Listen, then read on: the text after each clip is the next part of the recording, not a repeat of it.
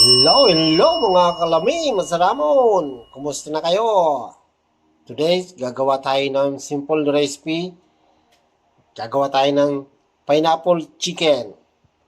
Ito ang gagamitin natin mga ingredients. Ito yung pineapple chunk. Tapos may juice din siya. Siyempre, may 1 can pineapple juice. Then, siyempre, ito yung pinaka-chicken natin, legs. Yan, 2 legs. Then, mayroon tayong ganito pagkakachap natin ng ginger. Yan. Star anise, onion, tapos cinnamon stick. Lalagyan natin din yan.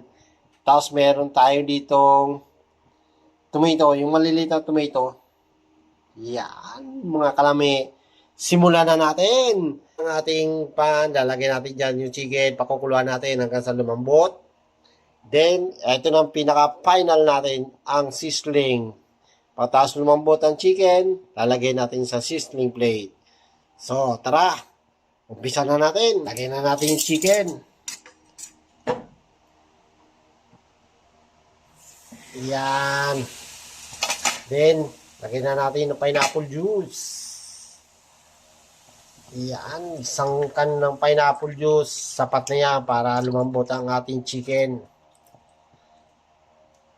Then, sabay-sabay na rin natin yung ibang mga ingredients. Yan, lagay na natin lahat yan.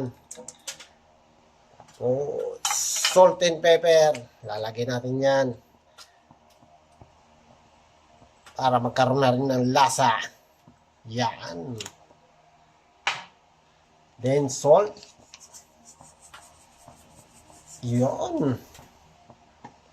Okay na, pakukuluan natin yan. Pakuluan natin hanggang sa lumambot.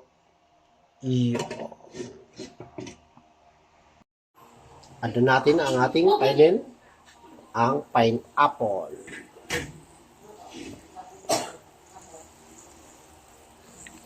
Yan, pineapple. Para mantamis-tamis ang ating chicken. Yan. Another 5 minutes. Cooking time. Yan, luto na ating chicken. Ngayon, lalagay na natin yan sa sizzling plate.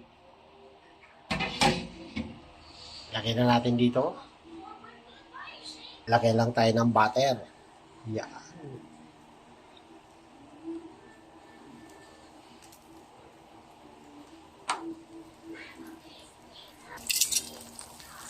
After ng butter, lagay na natin yung chicken.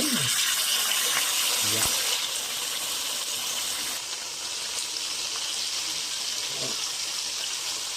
Add natin yung ating pineapple.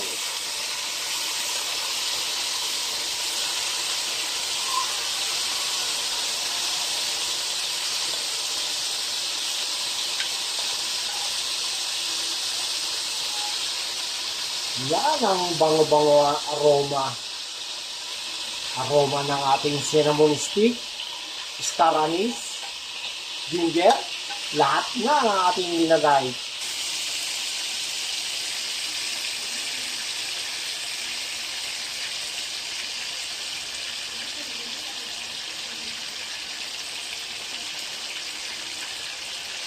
Yan. Okay na mga kalami. Yummy na naman to, masiramon.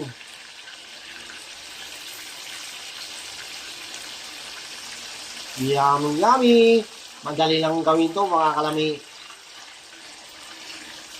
Kung hindi available sa inyo ang cinnamon stick, kahit wala na yan. Basta't may star anise, laurel, kung available di rosemary, lagay yan.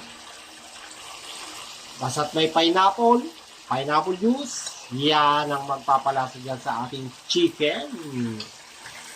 Yan, okay na mga kalami. Lame, masiramon.